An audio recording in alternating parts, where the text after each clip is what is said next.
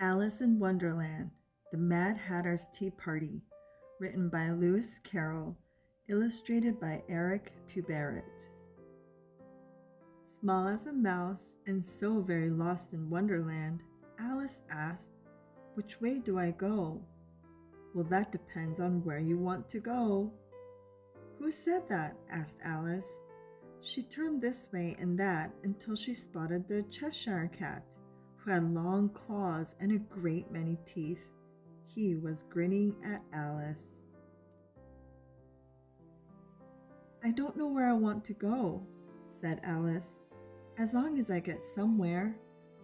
"Then it doesn't matter. Why don't you go and visit the March Hare and the Mad Hatter?" Poof! The cat slowly disappeared, except for his big, toothy smile.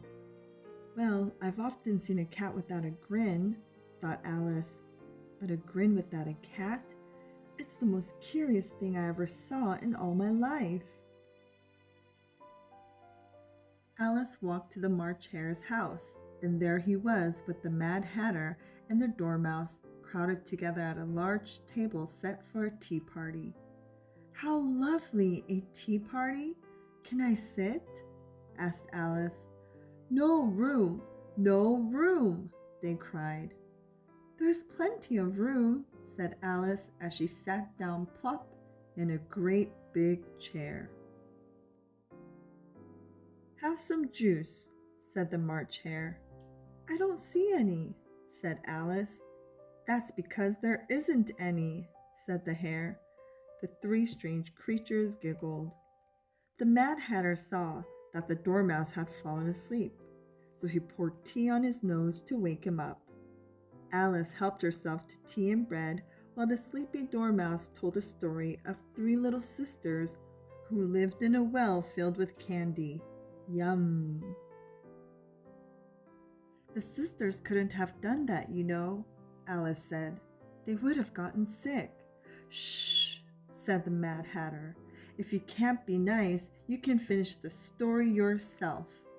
Then the Mad Hatter shouted, "I want a clean cup. Let's all move over." They all moved, which made a huge mess.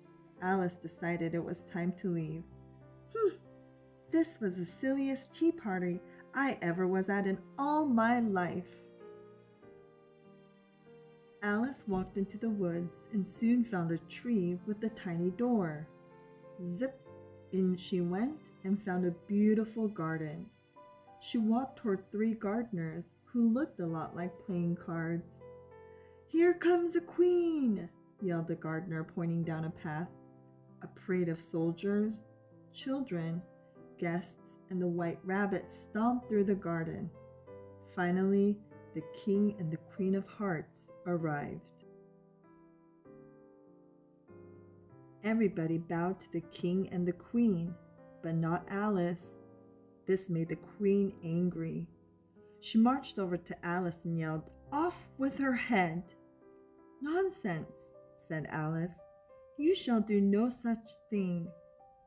The very angry Queen stared at Alice, but after a moment she said, "Well, okay. Can you play croquet?" "Yes," Alice replied.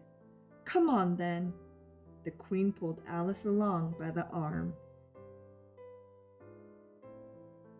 Alice had never seen such a curious croquet ground.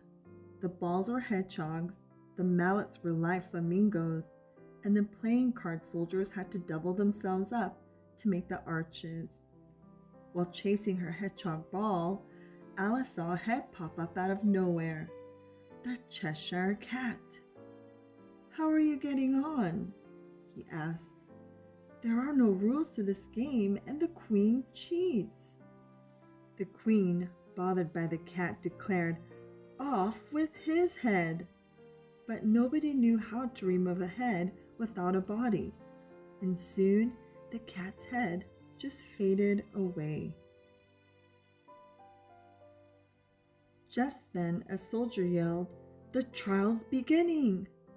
"What trial?" asked Alice, but the whole court rushed, zoom, to the castle without telling her. Everybody was there, the soldiers, the knave, the white rabbit, and even Bill the lizard. The white rabbit cried out, "Silence in the court!" and then read the charges. The Queen of Hearts, she made some tarts, all on a summer day. The Knave of Hearts, he stole those tarts and took them quite away. The White Rabbit called the first witness, the Mad Hatter, who was so nervous he took a bite out of his teacup. Crunch! Then the next witness was called, Alice.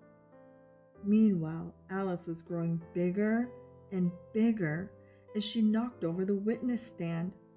"Oh, I beg your pardon." "Hold your tongue," yelled the Queen. "Who cares what you say?" said Alice, who had grown to her full size. "You're nothing but a pack of playing cards."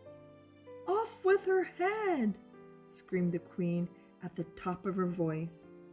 At this, all the soldiers rose up into the air and came flying down on poor Alice. Suddenly, Alice found herself back on the bank of the river near her home. "Wake up, Alice," said her big sister. "Oh, I've had such a curious dream," said Alice. Alice told her sister of her time in Wonderland. "It was curious, but now it's time for tea. It's getting late," her sister said. Alice got up and ran home, thinking what a wonderful dream it had been. I hope you enjoyed today's story, Alice in Wonderland, the Mad Hatter's Tea Party. If you like the book, don't forget to hit the like and the subscribe button below. As always, thank you for reading with me, and I'll see you at our next story time.